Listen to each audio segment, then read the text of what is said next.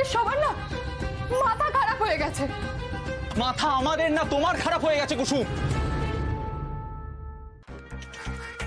তোমার কাজ শুরু হওয়ার আগে তুমি ফেল করে গেলে। ম্যাডাম আমি তো কি আছে তোমার মাথায়? তোমাকে আমি বারবার না করেছিলাম না যে 2 ঘন্টার মধ্যে যাতে কুসুম এই বাড়ির ভেতরে না আসতে পারে?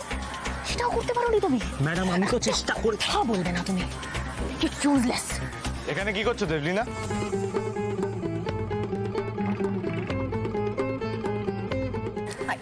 কুসুম চলে এসছে তো, চলো আমরা ফটো ধরা কাজটা শুরু করি। হ্যাঁ সেটা ঠিক আছে, কিন্তু আজও কি ওনার সাথে আলাপ করছিলে নাকি ওনাকে আগে থেকেই চেনো তুমি? আমি কেন একে চিনতে যাবো? তাহলে এখানে কি করছিলে? দেখো না, ও বলছিল কি যে ওর দাঁতে না খুব ব্যথা করছে, তাই ওকে আমি ডেন্টিস্টের নাম্বার দিচ্ছিলাম। হ্যাঁ খুব ব্যথা। তুমি তো নিজের কাজ ছাড়া কারোর উপকার করো না দেবলিনা, তাহলে ওকে সাহায্য করছিলে কেন? কিছু তো একটা গোলমাল আছেই।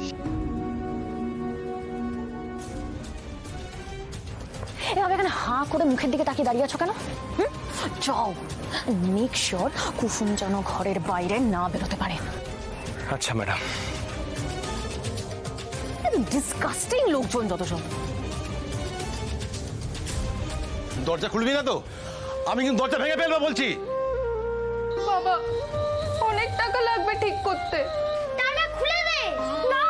ভাইদা, আধ ঘন্টারও কম সময় বাকি আছে, এদিকে তো জাদুকর দরজাই খুলছে না। এদের কারোর কথা শোনার দরকার নেই কুসুম, তোমাকে বেরিয়ে আসতে হবে না। কি বলছেন এসব আপনি? আমি ঠিকই বলছি কুসুম, আমি তোমার হবু স্বামী, তুমি আমার কথা শুনবে। তোমাকে কেউ যাতে ফটোশুট না করতে বলে তার গ্যারান্টি আমি নিচ্ছি। আপনি সব কি বলে যাচ্ছেন? মনে তো বোঝানো উচিত বাবা। হ্যাঁ দেখুন, ও যখন নিজে থেকে ফটোশুট করতে চাইছে না, তাহলে আপনারা কেন এত জোর করছেন?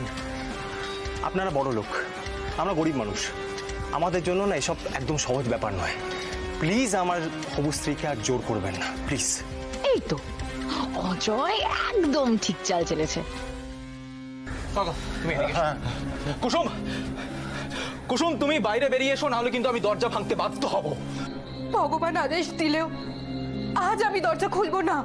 এটা তোমার দেবী মার আদেশ কুসুম।